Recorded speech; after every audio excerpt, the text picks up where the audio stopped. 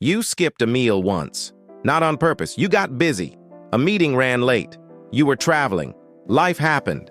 And at some point, you noticed you were hungry. Maybe irritable. Maybe distracted. But something else happened too. You didn't shut down. Your brain didn't suddenly run out of electricity. You were still walking, still thinking, still functioning. Which raises a surprisingly interesting question. If your brain needs a constant supply of energy, what happens when food simply stops arriving? How long can it keep the lights on? The answer is stranger than you might think, because hidden inside your body is an energy system that most of us rarely think about. You've been carrying it your entire life. There is a quiet belief underneath the way many of us eat. You think you're fragile? You think you're always just a few hours away from falling apart. Breakfast, something at 11. Lunch, something at 3. Dinner, maybe something later. And somewhere along the way, we started treating every feeling of hunger as an alarm. Eat now. Something is running out. Something bad is about to happen. So you keep something in your bag, something in your desk, something in the car. You eat before you get hungry because you've heard the phrase, "Don't let your blood sugar crash." And sometimes eating absolutely is the right response. But there's something most of us were never taught. Your body is not a machine with one tiny fuel tank, waiting desperately for the next delivery. It has reserves, and more importantly, it has options. So what actually happens when food doesn't arrive? Your body begins with what is already available. Glucose circulating in your blood. Then stored carbohydrate, particularly glycogen in the liver, helps keep glucose available. But those carbohydrate stores are limited. And now we arrive at the interesting part, because the brain needs a lot of energy. And yet, throughout human history, food was never guaranteed to arrive 3 times a day. There were no supermarkets, no refrigerators, no emergency protein bar hiding at the bottom of a backpack. So what happens if food doesn't arrive, not for a few hours, but for days? Does the brain simply get dimmer and dimmer until everything stops? In the 1960s, researchers decided to look, and what they found changed the way we understand the human brain. In 1967, researchers studied 3 people with obesity who had gone through 5 to 6 weeks of prolonged fasting under research conditions. This was an extreme scientific experiment, not something to copy. The researchers did something remarkable. They measured what kinds of fuel the brain was actually taking from the blood. And they discovered that the brain had dramatically changed its energy supply. Glucose was no longer doing most of the work. Instead, molecules called ketone bodies had become the predominant fuel being consumed by the brain. So where did these ketones come from? From the body's energy reserves. Fat.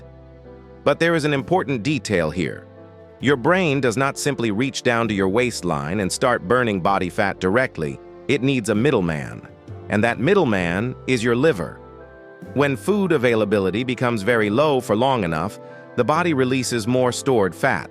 The liver takes fatty acids and produces ketone bodies. Those ketones travel through your blood. They can cross into the brain, and the brain can use them for energy. The fuel mix changes. The brain continues using some glucose, but during prolonged starvation, it can dramatically increase its use of ketones. Your brain didn't discover a new fuel during the experiment. The system had been there all along. The researchers simply watched the switch happen. And when you think about human history, this makes perfect sense. Forget modern life for a moment. Imagine one of your ancestors. Food is plentiful today, so you eat. Your body uses some of that energy immediately, and some gets stored. Then tomorrow comes. Maybe you find food, maybe you don't. Another day passes. Still nothing. Now imagine a human whose brain could function properly, only while fresh food kept arriving every few hours. The moment food became scarce would be exactly the moment that human became worse at solving the problem. Less able to search, less able to think, less able to survive. That's not a particularly useful design. Instead, the human body developed ways of moving between different energy sources. When food is available, use incoming energy. When food disappears, begin drawing more heavily on stored energy. And when carbohydrate availability remains very low, the liver can increase production of ketones that the brain can use. Think of it like a hybrid car. One energy system works beautifully in one situation. Another becomes increasingly useful when circumstances change. The intelligence is not in choosing one engine forever. The intelligence is in being able to switch, and that's the important point. This is not a story about fat being good. It is not a story about glucose being bad. It is a story about adaptability. Your body doesn't have just one strategy for keeping you alive. It has options. But something interesting has happened. Our biology is old. Our environment is new. For many of us, food is now available almost constantly.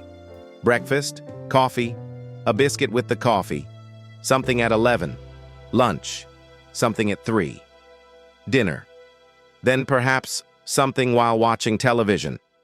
Our ancestors had to search for calories. We sometimes have to actively avoid them while standing at a petrol station. And this creates an interesting question. When you suddenly feel, I need to eat something, what exactly are you experiencing? Is it always physical hunger? Maybe. But could it sometimes also be something else? A habit? A time of day? Stress? Boredom? The smell of food? Seeing somebody else eat? Or simply the expectation that this is the moment when you normally have a snack? The strange thing is, from inside your head, all of these can sound remarkably similar. Eat something. So here's an experiment you can try. Not a fasting experiment, not a ketogenic diet, and definitely not an attempt to recreate a 5-week starvation study. This is much simpler. It's an awareness experiment. Pick one completely ordinary day. Eat your normal meals. Change nothing. But between meals, notice the moment when you automatically reach for something to eat. Before you take it, pause for 60 seconds and ask yourself 3 questions. 1. Am I experiencing physical hunger right now? 2. Is something else happening? Am I bored, stressed, tired? Did I simply see food?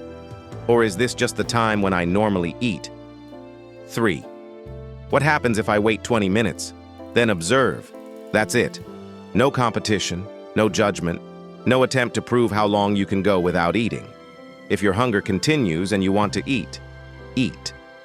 But you might occasionally notice something interesting. An urge appears. You pause. You become involved in something else. And 20 minutes later, the urge has changed. Maybe it became stronger. Maybe it disappeared. Maybe you realize you were genuinely hungry. Or maybe you discover that at least part of what you were experiencing was connected to a habit, a clock, a smell, stress, boredom, or simply availability. The purpose of the experiment is not to force your body to burn fat. It's to become curious about your own behavior. Because there is a difference between, I am hungry, and I normally eat now. The difficult part is learning to hear the difference. Your body is probably better prepared than you give it credit for. Most days, your brain happily uses energy ultimately supplied by the food you eat, and there is absolutely nothing wrong with that. But underneath ordinary life is an older system. Energy stored when food was available. A liver capable of transforming some of that stored energy into another usable fuel. And a brain capable of changing the mixture of fuels it consumes when circumstances change. The remarkable discovery wasn't that glucose was bad. It wasn't that ketones were magical. It was that the human brain was adaptable. So perhaps the lesson is not fear sugar or burn more fat. Perhaps the lesson is simpler. Your body has options, and your behavior does too. The next time the urge to eat suddenly appears, you don't always have to immediately obey it, and you don't have to fight it either. You can do something much more interesting. You can watch it for 60 seconds and ask one simple question. Is this hunger? Or could this be a habit, asking to be fed? Then listen. Your body might teach you something. Try the 60-second pause once this week, not to eat less, just to notice more.